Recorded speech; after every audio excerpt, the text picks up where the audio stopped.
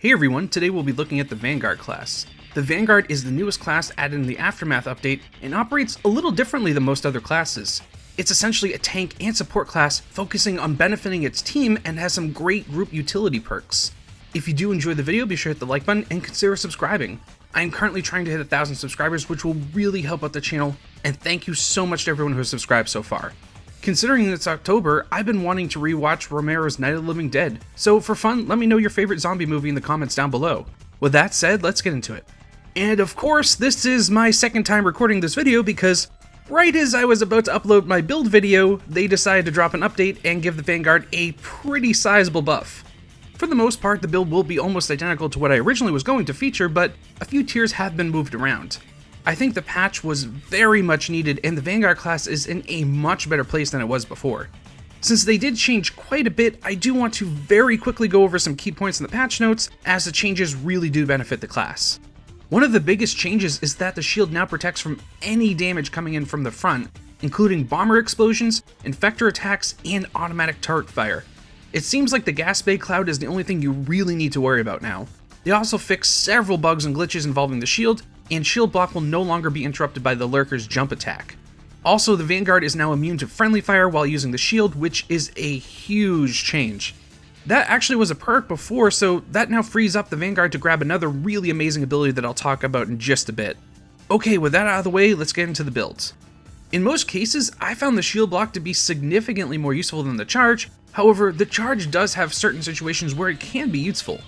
I just found you really need to make sure you position yourself correctly, or you can easily get surrounded by zombies.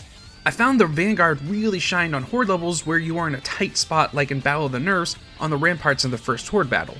When it comes to prestige talents, the Vanguards are among the worst, although like always, they do at least give you some extra benefits, especially prestige 1 and 2. Once you hit prestige 4, you will increase the angle at which attacks will be blocked by your shield by 10%, all zombie damage is reduced by 25% while using a shield block, carried ammo capacity for secondary weapons is increased by 15%, and will add an additional half a second to your shield charge runtime. To start things off in the first tier, I suggest going with Quick Hands, which reloads your primary and secondary weapons after using a shield. Since they increase the base speed of movement while using a shield in the patch, I do feel like fancy footwork is no longer needed, although it was a decent perk before.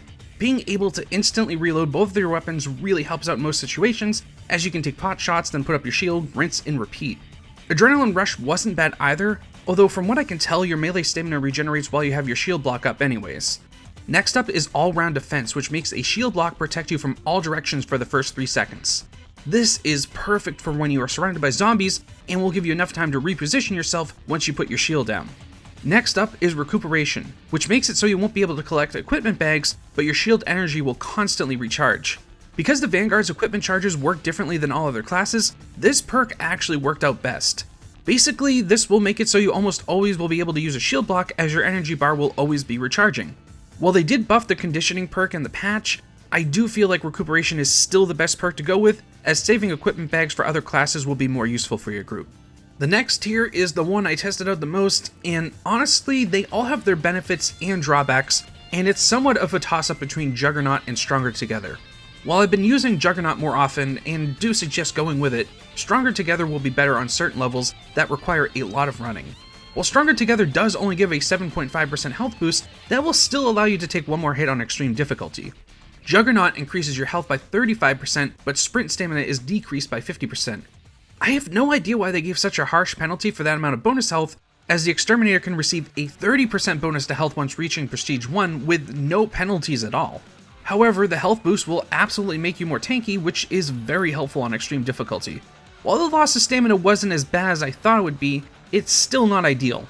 Certain levels like 1-2 that has a gauntlet section, I would suggest saving a shield charge so you can get through it, or switch to Stronger Together for that level. So it really might come down to personal preference and your team makeup to help decide which perk you go with. The next perk is going to be really dependent on if you are playing with a pre-made team or not.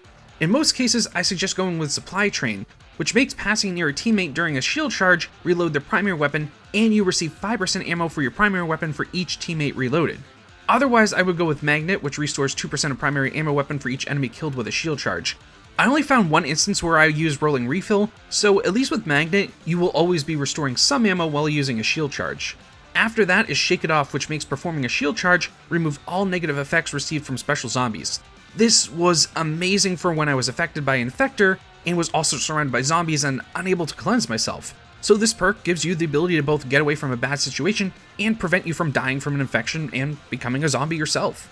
Next up is one of the best perks in the Vanguard skill tree, Inspirational.